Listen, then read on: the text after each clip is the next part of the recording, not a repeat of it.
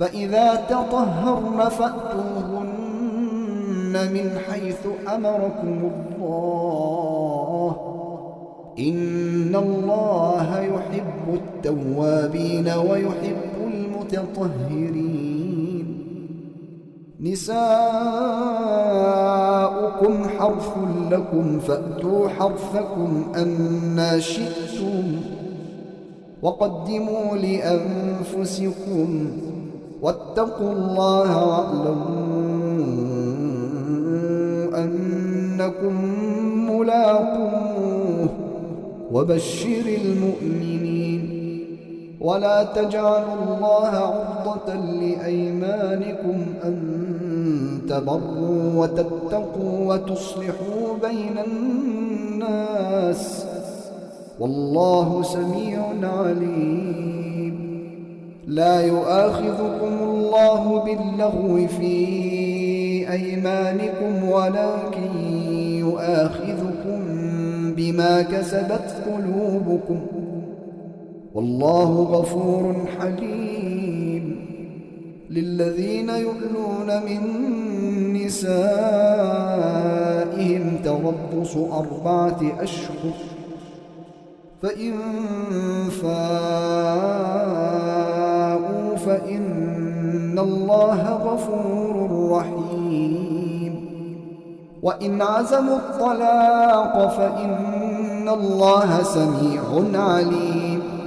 والمطلقات يتربصن بأنفسهن 3 قروء ولا يحل لهن أن يكتمن ما خلق الله في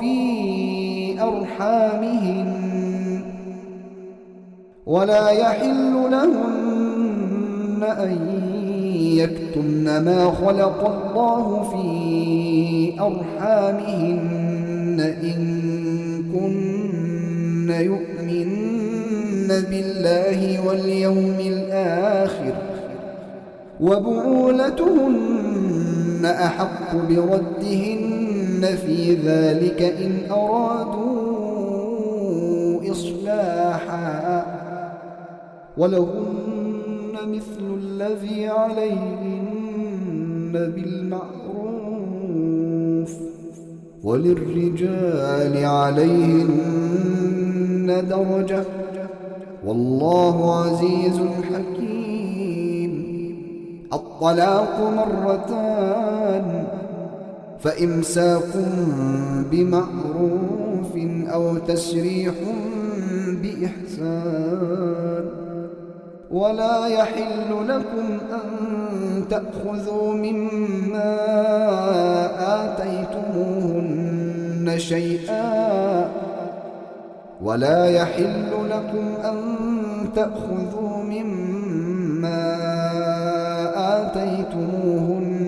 شيئا إلا أن يخافا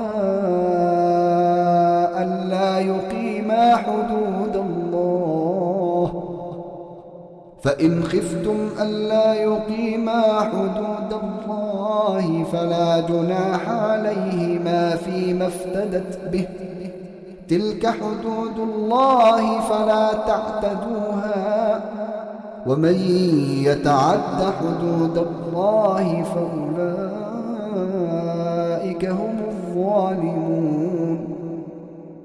فإن طلقها فلا تحل له من بعد حتى تنكح زوجا غيره فإن طلقها فلا جناح عليهما أن يتراجعا إن ظنا أن يقيما حدود الله وتلك حدود الله يبينها لقوم يعلمون. وإذا طلقتم النساء فبلغن أجلهن فأمسكوهن بمعروف أو سرحوهن بمعروف ولا تمسكوهن ضرارا لتعتدوا ومن يفعل ذلك فقد ظلم نفسه ولا تتخذوا آيات الله هزوا واذكروا